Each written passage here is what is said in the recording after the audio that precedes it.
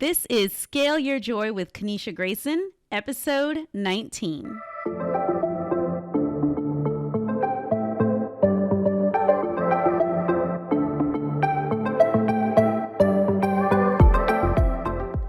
Hello, hello. Welcome back to the podcast. Today is a wonderful special episode. I will be interviewing and having a conversation with my beloved mentor and friend, Dr. Kerry Ann Rockquemore. During this conversation, Kerry Ann and I talk about how we met, what made her accept to be my mentor, how did we become mentor and mentee, how did it turn into the fact that it became a reciprocal mentorship relationship, what are our top tips for finding a mentor and how to interact with a mentor, what to look for in a mentor. It is chock full of guidance. I would even say that this podcast episode itself is a little delicious chunk of mentorship from me to you. So I hope that you enjoy the conversation between myself and my mentor, Kerry Ann. I'm so excited to have my mentor and my friend, Kerry Ann Rockquemore, here with us today. Hi, Kerry Ann. Hi, great to be here. So, Kerry Ann, I would love for you to just give us your bio, like a bio that you would share. Let's say if you were about to be a keynote at a conference of people with smart people with diverse interests. Who is Kerry Ann? Well, the short version is I'll describe. Usually people want to know your professional life, which is to say, I spent 13 years as a professor. I left my tenured professorship to start a company. I spent 7 years starting, growing, scaling a company an ed tech company that serves higher education. Basically, I went from being a professor to creating a company that trains professors. And then I exited that company in 2017 and retired. So that's sort of the professional version. Who am I as a human being? I'm a teacher, I'm a mentor, I'm an absolutely voracious learner. I am a partner to my husband, happily married for 26 years. And I live in beautiful Santa Monica, California. Beautiful, wonderful. I love it. And so one thing you mentioned that I think is super interesting is that you were a tenured professor, you said for 13 years. Okay, and that's already after the many years of education to get the PhD, then 13 years as a tenured professor. What went into the decision to leave academia? That when you're tenured, my understanding, because I'm watching the Netflix show right now called The Chair, I had to stop watching it because I had got some PTSD. I was like, I was going to text you and be like, you watching The Chair? But I was like, I don't know that she would enjoy watching that show. It's like very upsetting if you're in academia and really like if you're invested. So my understanding when you're tenured is that's them saying, hey, we are academically, professionally bound together. You have a place here for as long as you want. And so that sounds like to me the ultimate dream for someone who gets a PhD. That's the highest we can go, I believe, unless maybe an endowed chair might be higher. I don't know. But what went into your decision to decide to leave academia and start your own company and take what appears to be a huge risk? Yeah, so you're right. And I do always like to name it. I spent 5 years getting my undergraduate degree, a year getting my master's, and another 4 getting my PhD. So that was 10 years getting ready, right? Getting ready to be a professor. And that was my dream job. That's all I wanted in the whole world was to be a professor. And then, oh my gosh, isn't that amazing? I not only got one of very few tenure track jobs, but I also got tenure and I actually got tenure early because I had really great mentoring. So it was great while it was great. And then I think, like many people, when they spend a long time in one career, um, what was a dream job for a particular stage of my life had just become totally miserable. And, Mm, honestly, I was miserable on a daily basis. I became a professor because I wanted to teach, and I wanted to teach at the college level. I wanted to teach undergraduates and graduate students, and teaching was great for a while. And then at a certain point, it was no longer as stimulating. Um, my research for me, not for every professor, but for me, it was the tax I paid to teach. ah, And because it wasn't the driving force for me, when teaching became less interesting and less stimulating, um, the whole job kind of lost some yeah. of its luster. And maybe to be even more blunt, um, I find that when I'm miserable, it's a really important way that my soul is letting me know it's time for a change. Mm, And I was unhappy most of the time. And I spent several years trying to make my job into something um, that I loved and trying to get my institution to value the things that I value.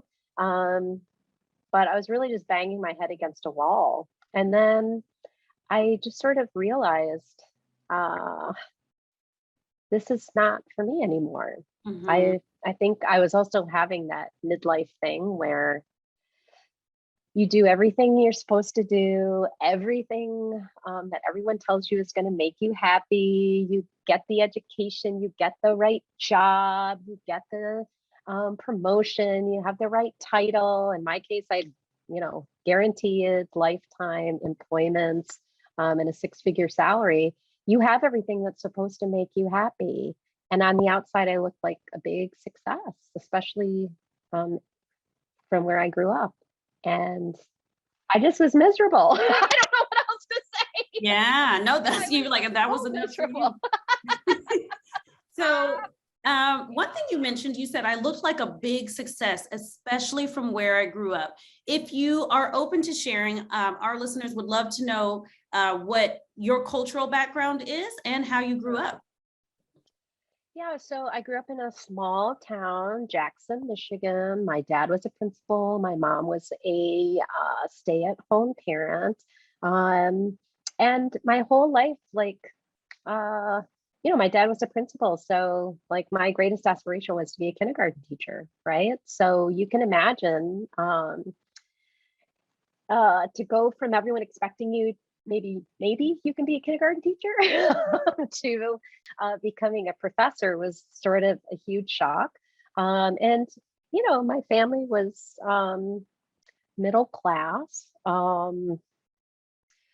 I never sort of wanted for anything, but we didn't have extravagant things. But the reality is, my dad grew up in the Depression. So we were super oriented to saving, um, financial security, getting something stable, getting tenure, getting something that is secure forever. Um, that was sort of the orientation. So you can imagine um, to be a tenured professor is like the ultimate, right? It is. I can't think of anything more ultimate for your principal dad and your stay-at-home mom. Yes. Yeah, and the only thing that made them happier, my father's Black, my mother's white. Everybody's Catholic, and the only thing that made them happier was that I got my PhD from Notre Dame. It was just like that was the You penultimate. checked every box. So yeah, yeah. So for them, that was like there wasn't anything bigger, right? Um, and I think for most people in my life, it just plus I had a great marriage. We had a beautiful house in Chicago. I had amazing colleagues. Like, it just looked like everything was awesome. But Mm-hmm. your soul has this way of like snatching you up and getting your Mm-hmm. attention so that you make the changes that you need to make. Oh my goodness. And I'm just curious, what did you say to yourself and to your restless spirit after 10 years of getting ready and 13 years of doing it? Like what did that internal dialogue sound like of deciding to leave it?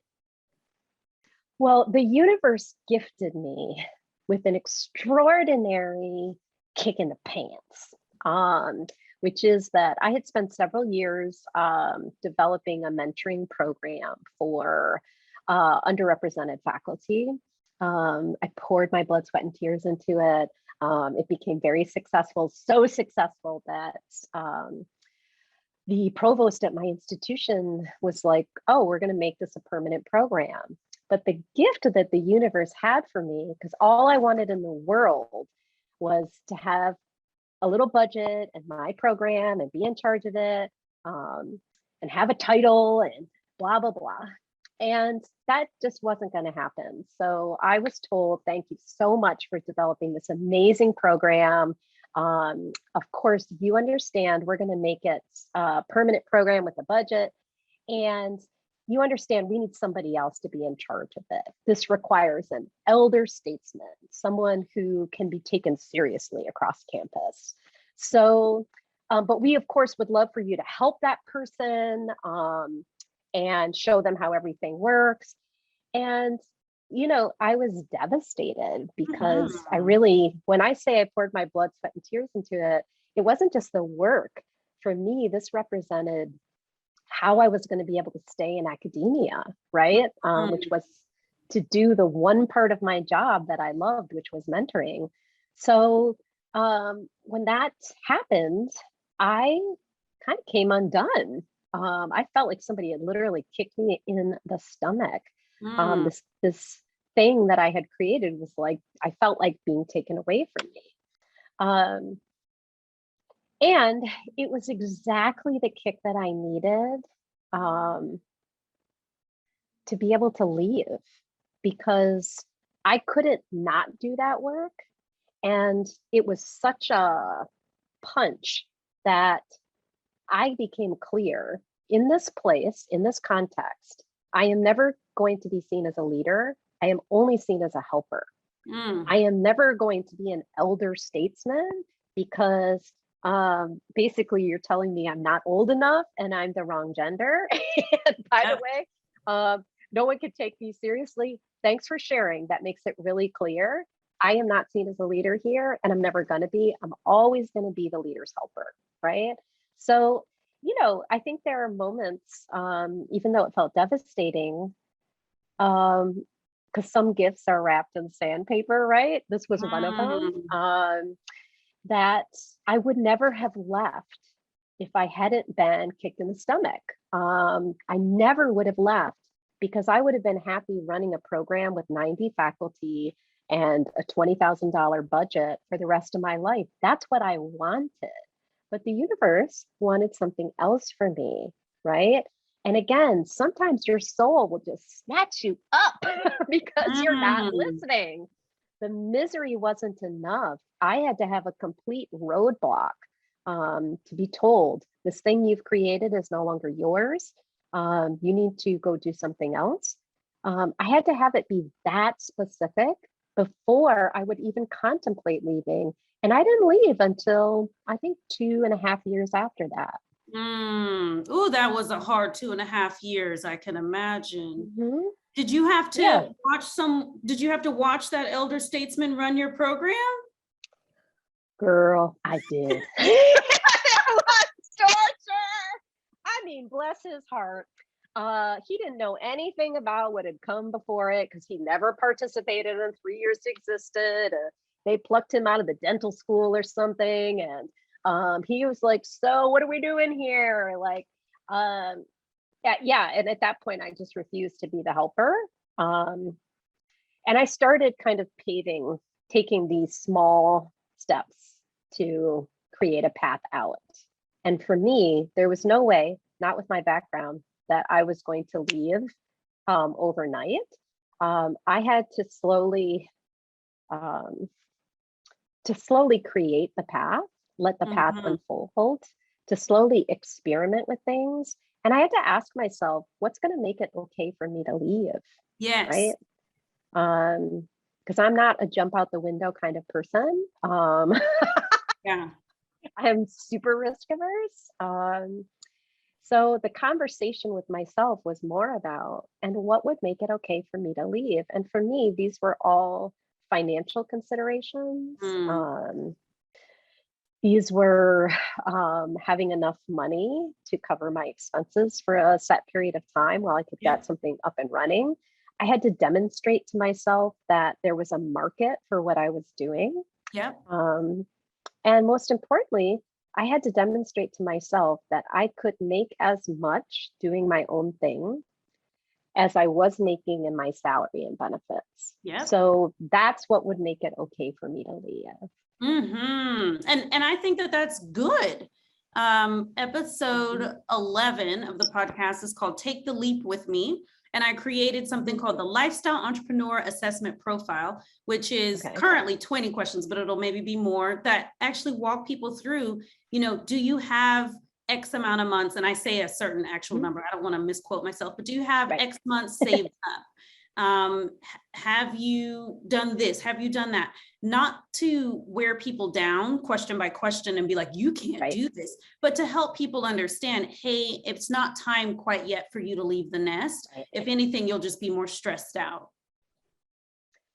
Yeah, I think if you're somebody who's risk averse to begin with, you need to be very clear about what's going to make it okay. Because I have seen so many people, they just quit, and then they're so consumed by financial concerns that they don't have the energy and space to actually create. They feel like they can't make mistakes or they can't fail, which is part of being an entrepreneur. Yes. They just don't have the sense of freedom to do that. So for me, it was worth the wait to make that happen. Absolutely. So one thing I can feel my listeners, and they're like, this is all great, but how do I get a Kerry Ann? So if it's okay, I said we were going to go in order, but I actually do think we should skip ahead to pass some of the business stuff to mentorship, just because I do think people are just like, okay, she sounds amazing, I get it, but like, how do I find my own? So let's talk about that. I'm going to tell a story because I think I remember better of how we met. Okay. So I was probably about 2014 or 2015. I was 5 years into running my business, 5 years after graduating. I do not know what I Googled. I probably literally Googled Black woman, entrepreneur, I need help or something. I don't know. And I found your business and I was like, oh, that's a Black woman. And I actually just emailed your team. I have something called the email that always works that my clients can use. It's and we have used it. So even though you don't know the name of it, you see it very well. It's where I reach out with a nice clear subject line that in brackets says how we know each other. And it says request for a 20-minute chat. And then it's like, hello, I just found your website. I have my own business. I would love to have just 20 minutes of your time to learn more about what you're doing and any advice you have for me. If you're available for 20 minutes, here's my availability in your time zone. And then I've also attached my resume as a PDF for your reference. And then you close it. Sincerely, Kaneisha. Then you put your name, your contact information again, because some people who are super busy, they actually tend to be way more responsive if it's a yes than the average person. So you want to have your number there in case they want to call you right now. So I sent your team that email, and to my delight, they said, yeah, sure, you can talk to Kerry Ann. You and I had a conversation, and it was in the stage of your business when you were extraordinarily busy. It was when you were flying all the time, giving Yeah. so many workshops and talks, and you Yeah. basically were like, you were so full of energy, laughing so much, and you were like, "Girl, just copy my business." It's like, what does that mean? And you were just like, just do whatever I'm doing, but for your industry. Anyway, gotta go. And like, you did talk to me for the 20 minutes, but it was just like a whirlwind. And you were so happy for me, but so consumed with your own business and growth that it was like, you were just like, good for you. And you had a very expansive, like, just do everything I'm doing. I'm like, but what is everything you're doing? And so I was so excited, but overwhelmed and confused that I didn't really follow up. And the reason I tell that story is people think that if you don't immediately click with a mentor, get on their calendar every week or every month, do everything they say, then it's going to be ruined. I will just interject and say one of my first tips is to just understand that like that mentor person is not your mentor yet. And they have already forgotten about you 20 minutes later.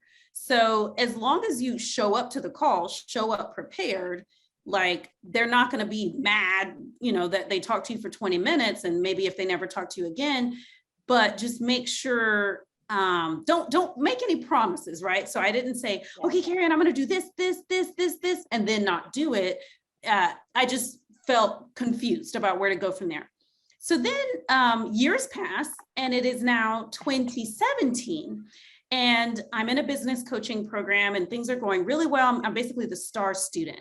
And one of my co-students in the program says, you have to meet this woman, you've got to meet her. And I'm like, yeah, okay, what? I'm making all this money, I'm good. And she's like, no, you have to meet her. And she tells me the name and I said, oh, it's Kerry Ann. Yes, please. And so then we reconnected and then it's been consistent ever since. But I just wanted to tell that story of how we got connected and how it did actually take more than one time. And for people that I consider mentees of mine, it has taken for some of them several times of me saying yes before I'm like, okay, you've worn me down. Like I'm your mentor. And why persistence and consistency matters. Because anyone that you're wanting to be a mentor is a very busy person. That doesn't necessarily mean that they're running around frantic or anything like that, but they're very careful about who they give their time to. And don't tell yourself stories to fail ahead of time by not showing up to the call because you're like, oh my God, this person is so amazing. I implode and I don't show up. Show up to the call, ask your questions, be your best self, send a follow-up email, and then try to stay in touch with the person. But I just start out with that. Kerry Ann, from what you can remember, what made you after the more recent time we met, what made you be willing to meet me at all in the first place? And then what made you kept letting me book calls? Because I only book them one at a time and I still only book them one at a time. So there's no promise on your end that I get to talk to you once a whatever for the rest of your life. What made you say yes and keep saying yes?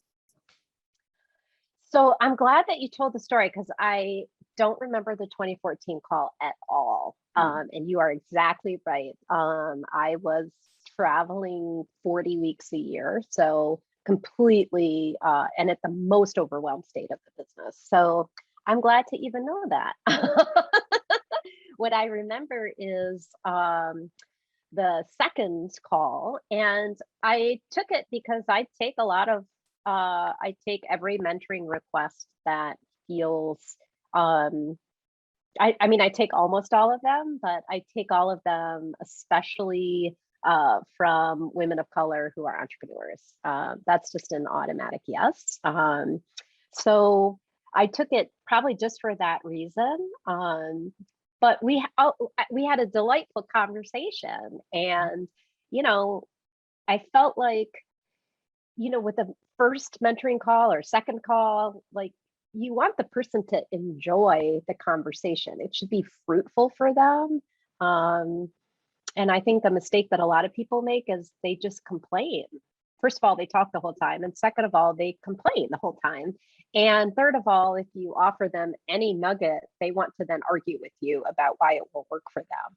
So, I'm also kind of assessing when I'm talking to people, is this enjoyable? Is it useful? Is it, do I feel like it was worth my time?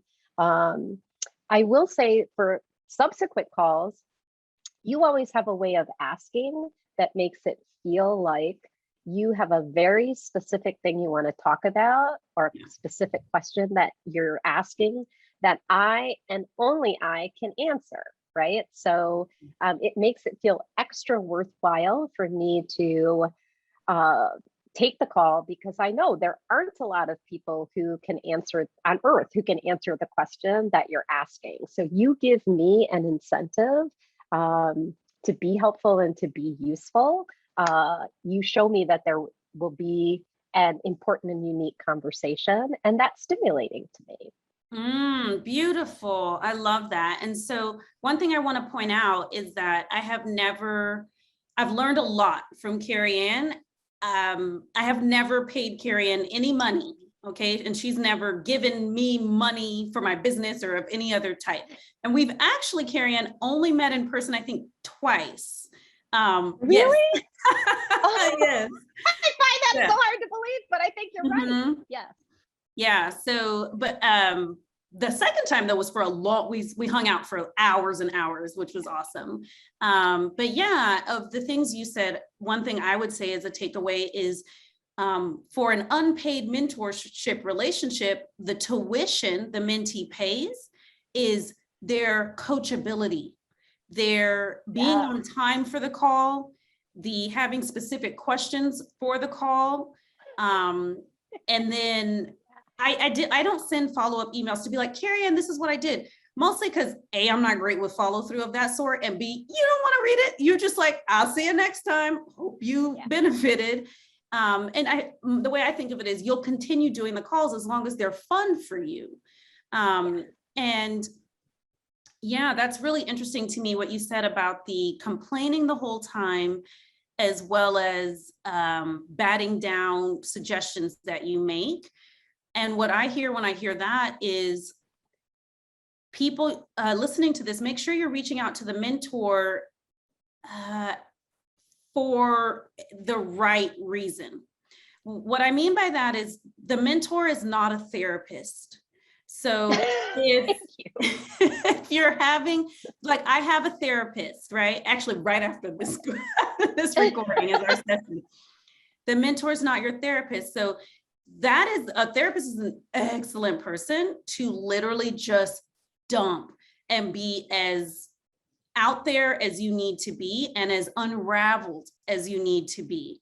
That is wonderful, a therapist. Also, a mentor is not, it's not actually a 50-50 even soundboard either, because what you want is to get what that mentor has to offer. Then in your own time, you can process all the advice they gave you through the lens of, well, do I want what she has? That's right. Versus spending the whole time being like, well, no, Kerry Ann, I can't because, well, no, Kerry Ann, I can't. Instead, you're just like, okay, maybe be more curious about things you disagree with than assertive of like, well, this is why it won't work. Ask more questions, gather more information. You can always process whether what you agree with, what you disagree with later, versus trying to process with the mentor on the call about why it won't. That's also why it's so draining to me to talk to some of my friends about dating, is because they spend so much of the time talking about why the things I'm suggesting won't work, versus just hearing what I have to say and considering a little bit that I might be right, maybe a little bit. Well, it's interesting that you say it that way, because you want to leave your mentor feeling energized and not agitated and drained, right? So, the energizing part comes from asking the person questions, probing deeper, playing with the ideas that are present. What's draining is complaining, batting the things down, a lot of no energy. Because if I leave a call and I'm drained, probably I'm not going to be scheduling another call with that person. Mhm. And the other thing I forgot to say before, that I love about you is that you always say, at the end, I have no idea what I could possibly do for you, but if there's any way that I can support you, if there's any kind of thing I can help you with, please don't hesitate to ask, right? And as time went on, you got even more specific, which was helpful to me. Like one time you were like, if you have any millennial questions, you need to let me Yeah. know. I will explain the millennial things to you. And I think your offering to be supportive in a specific way is, I think, what helped us to become reciprocal mentors. Like, I Yes. feel comfortable asking you, hey, I don't know how to use Bumble BFF. Can you explain it to me? Or I'm trying to do it and I'm not getting the friend connections. I just don't know how to do this. Or even something as simple as that one time I was like, yeah, is texting really a thing in friendships? Like, is that important? Because I just don't do it. You're like, sis, let me tell you. Yeah. So I feel like I can then ask you things. I feel like I can ask for your help. And then once you start giving and receiving back and forth, that's Mhm. when I think really stronger relationships build, right?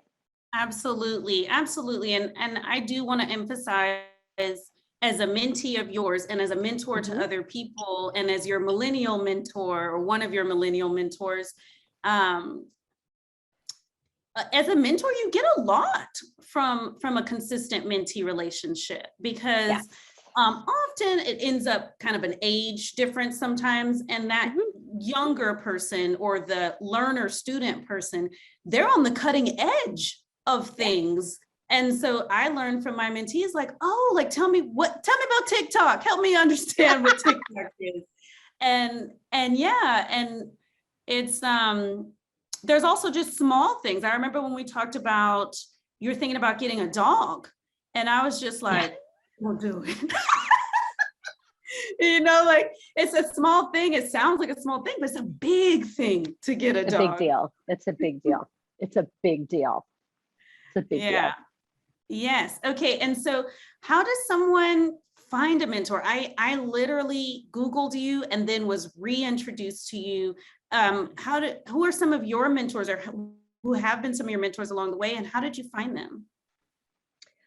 So let me say this first because I feel like one of the biggest mistakes people make is they go looking for a mentor. And many people go looking for a single person or maybe one or two people who's going to meet all their needs over their entire career. Um, which it's amazing to me how many people have that in their mind when they hear the word mentor. And for me, I actually find it's more beneficial when you stop using the word mentor and actually ask yourself, what do I need right now to get through whatever challenge is in front of me or to get to the next level of whatever I'm doing, whether it's personal or professional? Because if we imagine mentoring as being this magical relationship between you and another person for the rest of your life, um, there's just no way that one person can meet all your needs. And you're actually constraining yourself. You're actually, I find it very disempowering to have one person be in charge of all the things. Instead, I'm always asking myself, what do I need to move forward? Sometimes I need professional development to learn something. Sometimes I need emotional support. Sometimes I need community. Sometimes I just need a safe space. Sometimes I need substantive feedback on what I'm actually doing and the quality of my work. Sometimes I need role models. Sometimes I need opportunities. Sometimes I need sponsorship. To imagine that one person can do all those things, or even two or three people, I think is not realistic. And so I feel like the mindset shift around mentoring is that I am 100% responsible for getting my needs met. I am 100% responsible for identifying what I need. And the best way to get my needs met is to go find somebody who already has the thing that I want and have a conversation about how they got it. And the best person of all is somebody who recently got it, because they still have all of the, if somebody got it 30 years ago, they don't still have all the scrapes and bruises that they got on the way to get it. And Yeah. people who just got it, they're the people who they still have the bruises. They know where they came from. They're fresh on what mistakes they made or how they would do things differently. They also have the freshest referrals and suggestions, and they also know what's happening right now. So Yeah. I think of these people as like big brothers or big sisters or aunties, people who are just a few steps ahead of me because they know, and they know recently, how to get the thing that I want. And whether that is, uh, book contract, whether that is investors, whether that is how to hire the next team member when I've had a string of not successful hires, whether that has anything to do, even in my personal life. I did the same thing when I retired. I was like, I don't know how to retire, and I'm doing it early. So how's this work? And so you have to learn a whole new set of skills. You have to fundamentally shift your identity. You have to fundamentally figure out who you are without the prestige and title of your work. You have to figure out who you are, not attached to an institution or to a business. You need role model. You need all of the things that are required in a transition. So I just feel always a little uncomfortable with the term mentor, even though I get that it is the thing that people, it's the shorthand. I think we do ourselves a huge service by asking, what do I need and where can I get it? And I'm asking myself this question on a weekly basis. Can you show us what that looks like, the asking of yourself? Because I know you, Kerry Ann, and I know asking yourself does not mean just wistfully thinking about it. No. There's probably dictionary involved. So yeah, I mean, I take a pause every week to plan my week. I'm planning my week in the context of the goals I have for the life I want to live. But I'm planning very specifically how I'm going to spend my time during the week. I don't plan every single moment, but the big important things that need to happen go into my calendar. But during that process, I pause and I asked myself, what are the biggest challenges I'm facing right now? And what do I need? Right.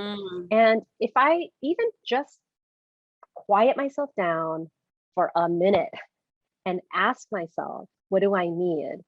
My inner wisdom is so happy when I finally shut the hell up and ask. I have an inner mentor, right? So when I stop complaining and no and this and that, when I quiet down and ask my inner mentor what I need, it's pretty clear. I have a new challenge every week. I have several new challenges every week. I have new things that I don't know how to do every week.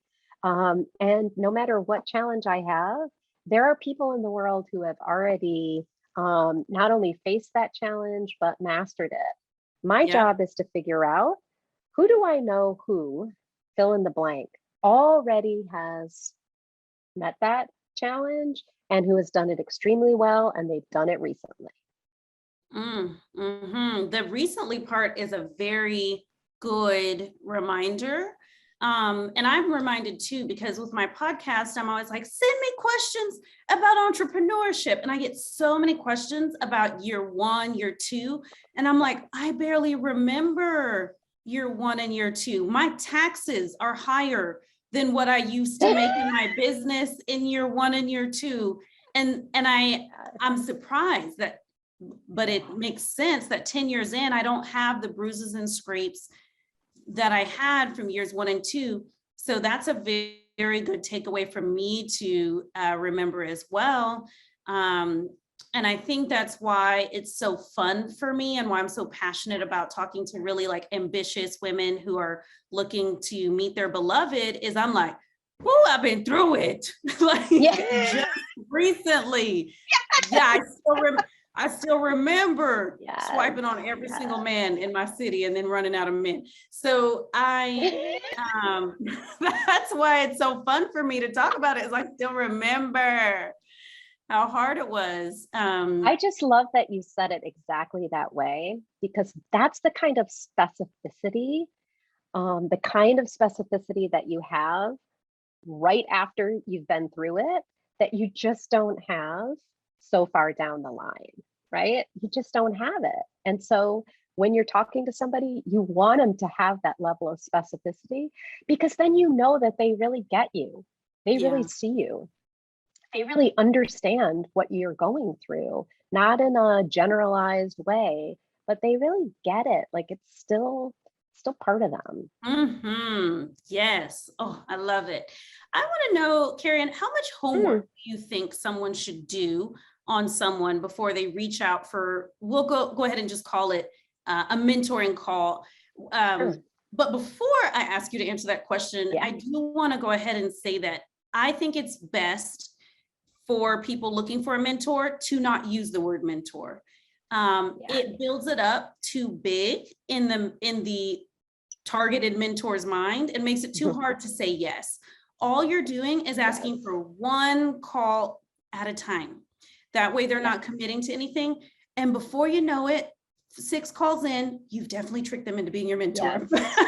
But just don't use that word. You can wait 2 years before you use that word and nothing bad will happen. But if you use it in the first few engagements, it's just coming on too strong and it makes people feel like it's too much of a commitment. If it's even in the email, there's just this part of me that goes, because it feels really sticky, right? Like, oh, I feel like somebody wants me to like take them on for life, right? Like, how long is it going to be? What's involved? Like, do I have to send like your kids' graduation gifts? You know what I'm saying? Like, I don't know how sticky it's going to be. So it just feels too big. It feels like a huge ask, or it's just ambiguous. But if somebody says to me, can we have a 20-minute call? I'm a tenured professor and I'm thinking about leaving to start a business, and I would like to understand and learn how you made that decision. Absolutely 100% yes, right? Because it's an easy yes, because as you said, it's tight, it's clearly defined. We can get it done in that amount of time. And there's no reason for me to say no. So yes, it's a yes. If that same person says, can you be my mentor? I'm not sure. And if I'm not sure, I'm just not going to answer the email. And then it's just going to go to the bottom of the list. So that's the thing is, me and Tyler have a term we call procrastinaportant, where we see something that we're like, it would be good to respond. It's important to me to respond to emails, but I don't have a clear yes, so I'm going to procrastinate, and then it never gets responded. So it becomes a no. So if you don't make a clear ask, and don't just ask, can we speak for 20 minutes? I'm free whenever. Now you're putting the burden on the targeted mentor to look at their schedule.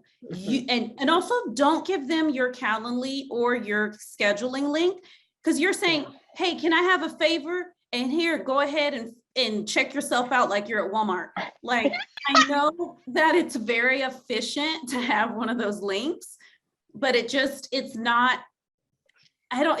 doesn't come across good to the mentor to be like, can I have a favor and can you book yourself?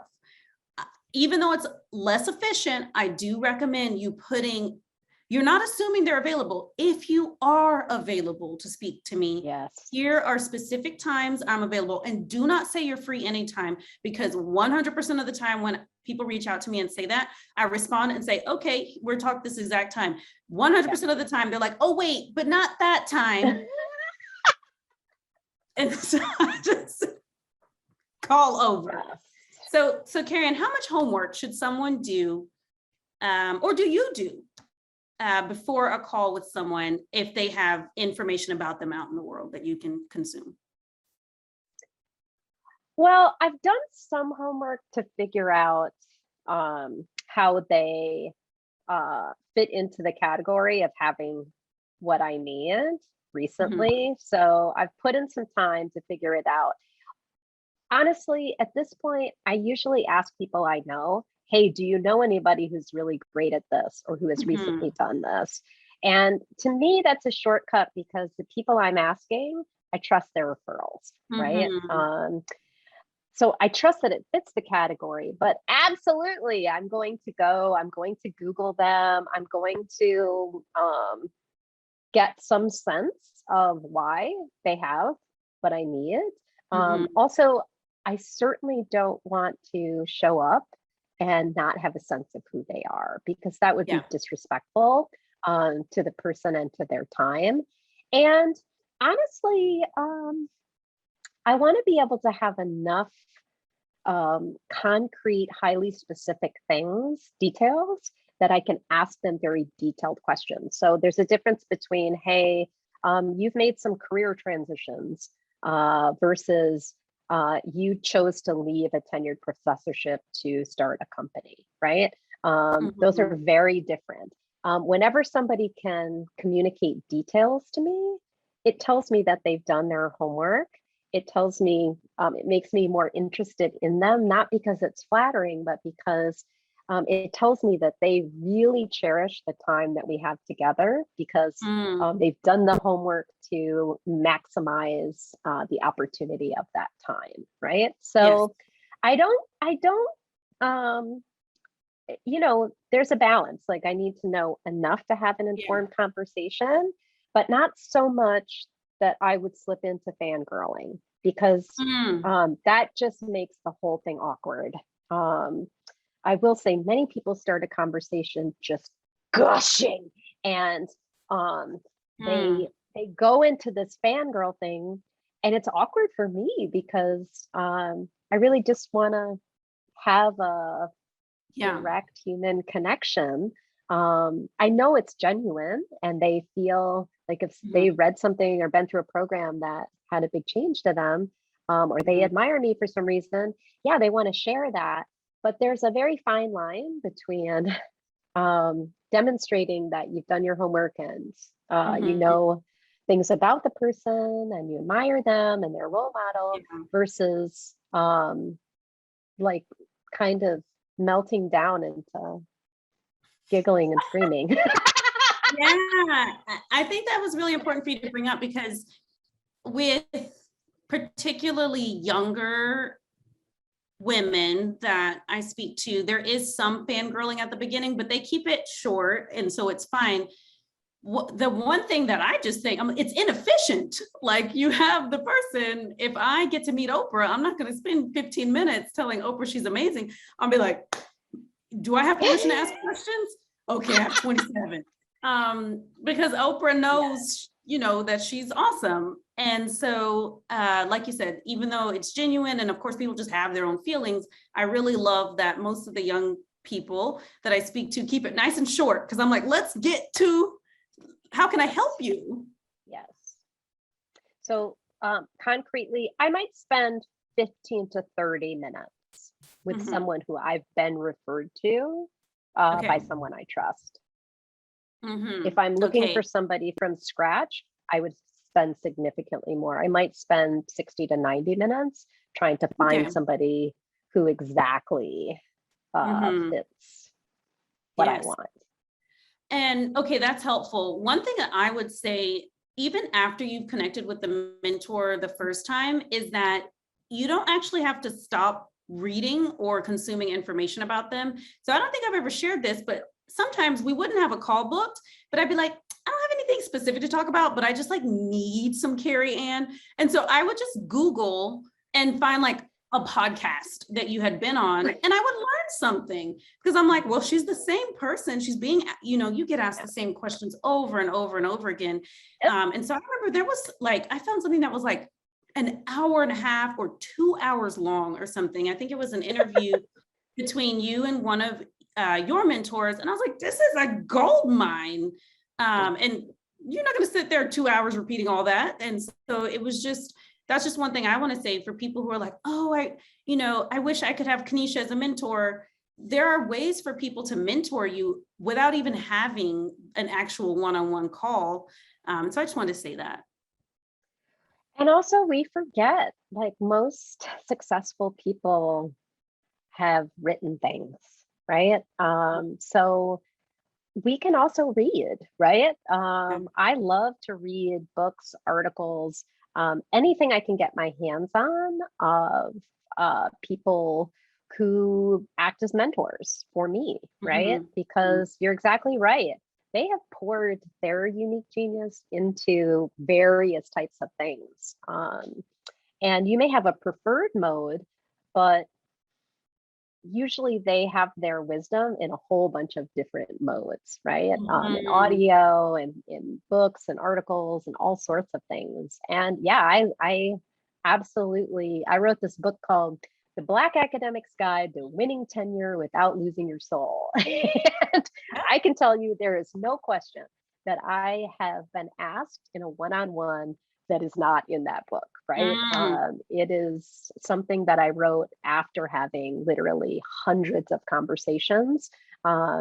So yeah, I think it is also worth seeing what they've written, what podcasts they've been on. You're exactly right. And it just reemphasizes this point that mentoring isn't just the one-on-one direct relationship in live moment, right? Like you can learn in a lot of different ways, and your mentors can give to you in a lot of different ways that are not always perfectly aligned in the moment. Beautiful. And I just want to say I'm a words of affirmation person, just even though we talked about the inefficiency of fangirling. I'm going to do a little bit of that, but it's more to help people understand why you're such a good mentor match for me, or why we're a good mentor match for each other, to help people understand it's not just about finding someone that you're like, oh my goodness, this person is so successful. Hopefully they can mentor me. No, it's more about this person shares, from what I can tell, values that I have, and they have what I want, and they also don't want some things that I also don't want. That's also really important. So, my original draw to connect with Kerry Ann was like, oh my gosh, a woman of color with a business in education. What? But then other things for me is also your commitment to financial independence and retiring early. You actually helped me with the process of finding my financial planner. And I read the book that someone else had told you to read. We'll link to it in the show notes. And that helped me get connected to my excellent financial planner that I am just so happy with. And then also, you mentioned earlier that you've retired from your business, you've exited your business, and I am very open to whether that is a good thing or not about wanting to retire and exit from my business one day. And so that's very inspiring to me, and also very helpful to me to know, like, this is a thing that can be done. I love that you've been married for 26 years. That is a huge accomplishment.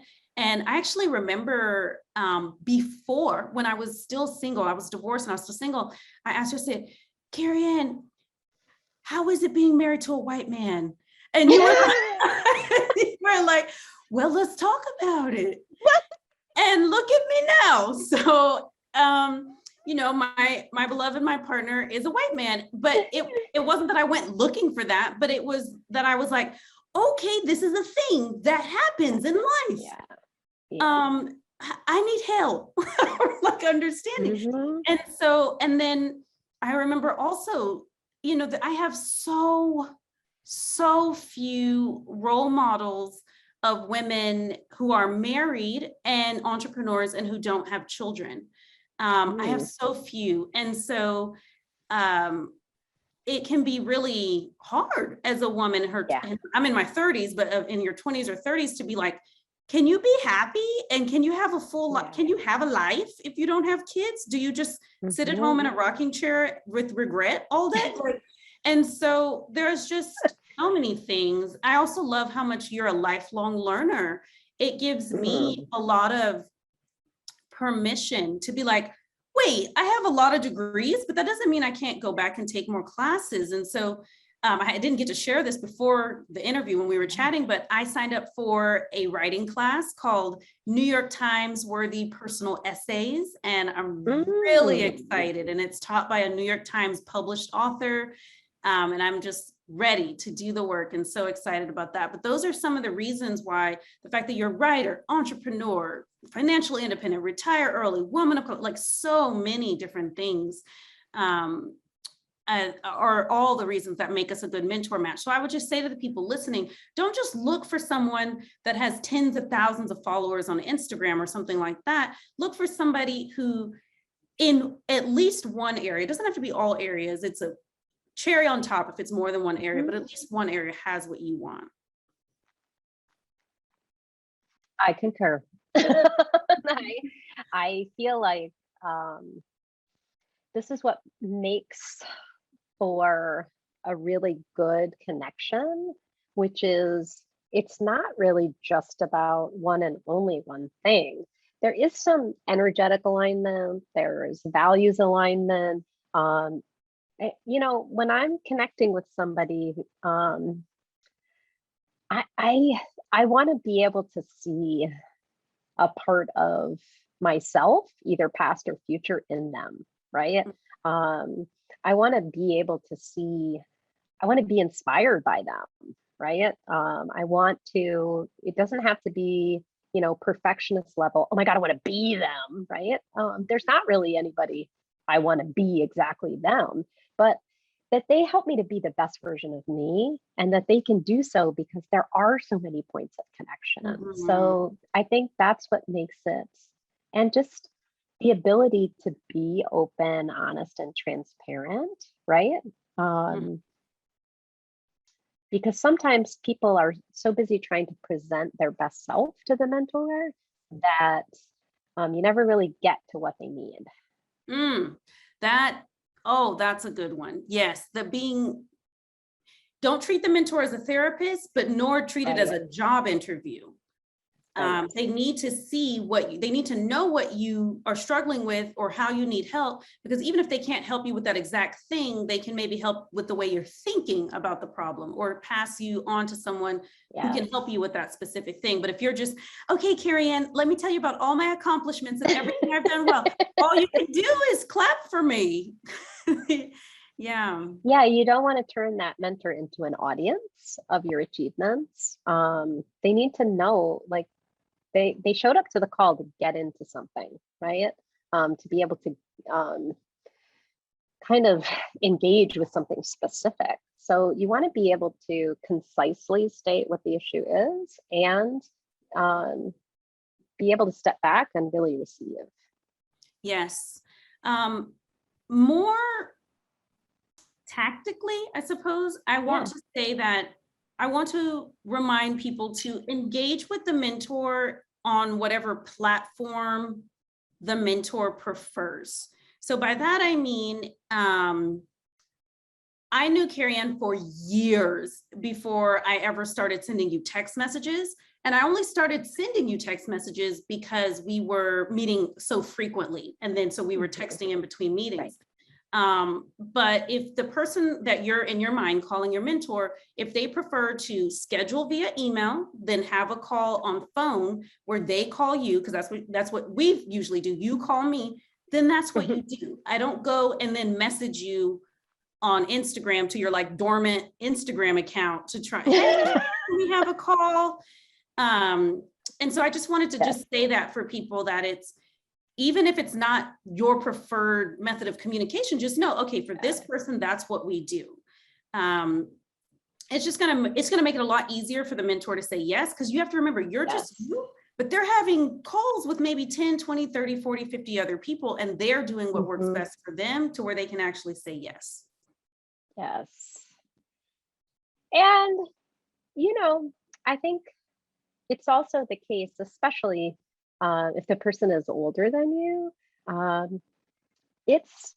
you usually can't go wrong by putting your most formal foot forward and then becoming gradually more informal, right? So the formal foot forward, they'll lead you into the informal, right? Or not. Sometimes they won't. Sometimes I end a mentoring conversation where I'm making the requests. I'm the mentee, and I'm still calling the person by their title and last name, right? Because they actually haven't given me permission to call them by their first name, and I'm not assuming that I have that permission, right? I have made an appointment with their whoever their scheduler is, or who their assistant is. I'm not then trying to contact them directly unless they have said that that's okay. So I think, if there's more than a 10-year gap, start with the more formal, and then you can become informal. You can take their lead, and they will lead as they wish. I don't have any value judgments around better, worse, right, wrong. But some people feel really strongly about formality, and some people feel really strongly about informality. I'm more of an informal person. So when people get on the phone and they're like, Dr. Rockquemore, blah, blah, blah, I will immediately say, oh, please just call me Kerry Ann, right? Or if you made an appointment with an assistant, oh, here's my direct email. Like, I'll go straight to that informal because I'm comfortable with that. But not everybody is, and that's okay. You want to be able to have the kind of in the moment intelligence to be able to read the signals that somebody's giving you, and just follow that protocol. And you said it earlier, but I thought it was so great.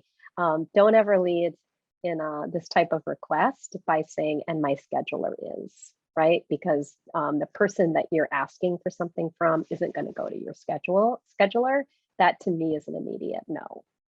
Yeah. And I think people think, oh, but I'm being efficient, but it's just, you're just You making are. me do work. I actually have a book that I want to, I hope this man isn't problematic. He probably is, but the book itself is good. It's called The Curmudgeon's Guide to Getting Ahead. Oh. Do's and don'ts of right behavior, tough thinking, clear writing, and living a good life. And I don't know the author. I'm concerned because of some things I see in the bio. But as far as the actual content of this book, I find it to be very helpful, especially for millennials, to just be like, how to interact in the workplace or in these kind of email settings with more experienced professionals. And it is more of that err on the formal, and then they can lower the bar in terms of formality. And then I think my last tip I would share about mentorship is to understand that the person that you think of in your head as a mentor is a person, and to genuinely care about them as a person, and don't just think of it as like you coming to siphon off all their energy, ideas, and like encouragement. Even if they do several calls with you like that, eventually it stops feeling so good if you never ask how they're doing or remember the things they shared. So I would say to genuinely care about that other person as a person, not just what they can do for you, but to actually leave time in the call. And it's okay if it's even the end of the call, but don't let it be after the allotted amount of time, within the allotted amount of time, to ask how they're doing. Yeah, it's amazing to me. I think that's exactly right. And it's also amazing to me how infrequently people just say thank you for your time, right? It's so simple, right? Like, it's like a sentence. But I think when you have a really transformational session with someone, I'm literally, let me say it differently. I really notice when people thank me because so few people thank me. And I don't need to be thanked, but it's so nice to be thanked. I don't expect to be thanked, but when I am, it's so like that person really stands out to me because so few people do it. And so, for me, it's, again, for my age and upbringing, it's unfathomable to not say thank you when someone has gifted me with their time. And I really see someone taking time to mentor me as a gift. Um, but everybody doesn't think that way. So if you want to, I hate to say if you want to stand out, just thank the person, but you probably will stand out by thanking them. Oh, that's such a good tip. And I actually want to demonstrate from a genuine place of interest the tip that I just shared. And I know that I feel that a lot of people still approach you very much wanting to talk about your past, what you've done in the past. I would love for you to talk about what you are doing now and what your future visions and goals are, as well as what I'm referring to is the Joy Collective and other initiatives that are lighting you up. So please tell us about that. So once I retired, I went through, I think what everyone does when they retire, they go through the honeymoon phase. They do all the things they swore they would do if they just had time. They do the travel, they just do all the things. And then you get to the other side of it. And of course, having a meaningful life requires that you have work that lights you up, whether you're paid for it or not paid for it. In retirement, you're likely not to be paid for it, but there are things that, you're designed to do in the world. You're just free to do them without the constraint of having financial relationships. So for me, I'm really clear. I always have been and always will be a teacher. I always have been and always will be a mentor. That's what I always have been and always will be, a voracious learner. Those are the things that light me up. So I started the Joy Collective, which is just an online community, because my husband and I had been every December for more than a decade, had been taking time out in December to really pause and step back and unplug and ask ourselves what we really desire in different areas of our life, really systematically going through and asking ourselves what we want. We've been doing it for so long that, and I talk about it all the time because people are like, well, how did you do this? How did you do that? It's like, well, I have a vision for what I want my life to look like, and I'm moving in that direction, and that requires doing certain things and meeting certain goals. So I decided to share that with people. I think I taught it in like a Facebook group or something, and I thought there'd be like, I don't know, 20 of my friends, and it ended up being 1,200 people. So really going through that process. And, I just kind of got to that point I think a lot of people have gotten to recently, which is I don't want any involvement with Facebook whatsoever, or any of its entities, for a wide range of reasons. And so I moved that group to its own platform so that, we're doing the work of not just figuring out what we want, but what I learned was much more important is then what do you do the other 11 months of the year to bring that vision into reality? Because anybody who says it's going to happen overnight or a weekend or a week, creating a meaningful life, especially, especially if you're someone who wants things that are different than you've been told to want or socialized to want or made to believe are going to make you happy. At a certain point in our life, we have to figure out why we're here and what we're doing for the remaining time. I'm in the third quarter of life, and you know what? It's not going to go on forever, right? And so for me to construct a meaningful life, for me to get clear about what I'm here to do, that requires doing all kinds of things the other 11 months of the year. So I wanted to create a space off of social media where people who are committed to the depth of change that needs to happen in order for them to get to where they want to go, people who are committed to the idea that we all have our own unique path, but we learn something from walking together. And for people who are really needing community accountability and support for really tough experiments, making big changes in their life. So for me, that's what the Joy Collective is. I'm in transition, and I wanted a bunch of people, a bunch of peers to walk with me in that process. So basically, I kind of created what I wanted for myself. And more than anything, it's helped me transition from that post honeymoon phase of retirement into what's coming next for me. So that's what it is. And I love having a peer network and not a guru-based network. And I love the consistency, the support, the accountability that goes into it. So that's what I'm excited about. And it's been a delight. And it's frankly, it's very different when you're supporting people and they're not paying you, right? I've had to also sort of rethink look, I spent my career and certainly built my business on people paying for training.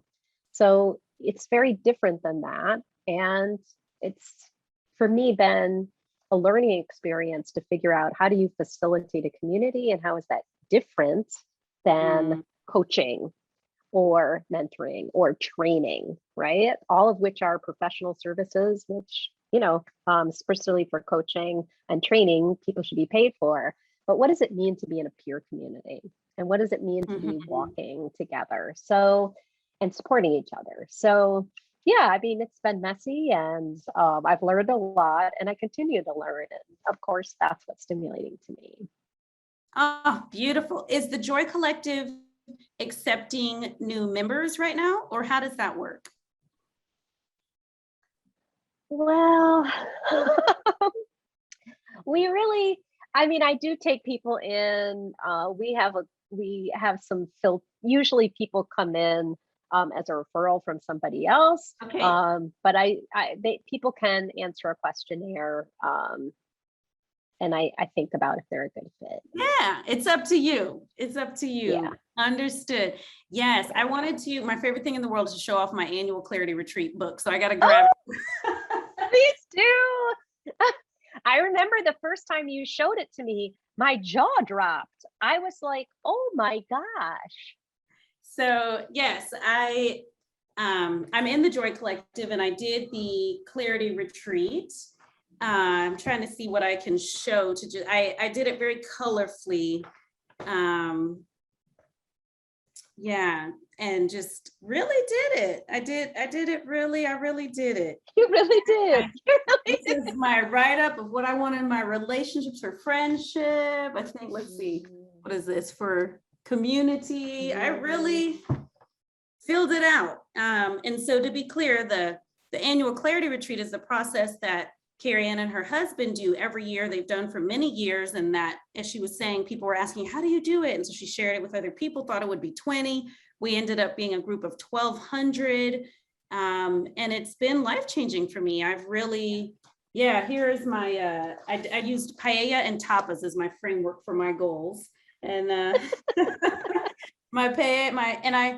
said at the end of 2020, I wanted to establish a home base and a shared life vision with my life partner. And I have my life partner, and I actually bought a house, not just a home base. We have an actual house and home base. And I'm just like, wow, this really works. This is really real. And I'm just so grateful for the work that you put into the Joy Collective, and that it is free. And I think of the tuition that we pay for getting to do the annual Clarity Retreat, for being in the Joy Collective, is our presence and showing up for the other people in the group and showing up for ourselves. Yeah, that's exactly right. I just think it's so rare that we make the time and space to really ask ourselves, like, why am I here? Like, what do I desire? Like, what do I really want? Like, what does it really look like for me, just where I am, to live a meaningful life and a life worth living? And we're so bombarded by information all the time that to really make that space. It's amazing to me how differently people end that clarity retreat than start. And it's amazing to me that now every year when we start it, it starts by people who did it the year before, really talking about everything that happened in the past 12 months, which is just, I don't think I could have any better job, albeit unpaid, than facilitating that group and really holding the container in which people can make their own changes, right? And I think that's the beauty of a peer network, is that everybody wants different things, and people's paths look really different, but there's still a way for us to support one another. Oh, beautiful. Well, thank you, Kerry Ann, for sharing so much of your insight, your encouragement, your beautiful, bodacious laugh. And it's just, you are a light, and I'm just so happy to be your mentee, your mentor, and your friend. Likewise, I especially just love being able to be in conversation with you about this in a way that hopefully is helpful to other people. Absolutely.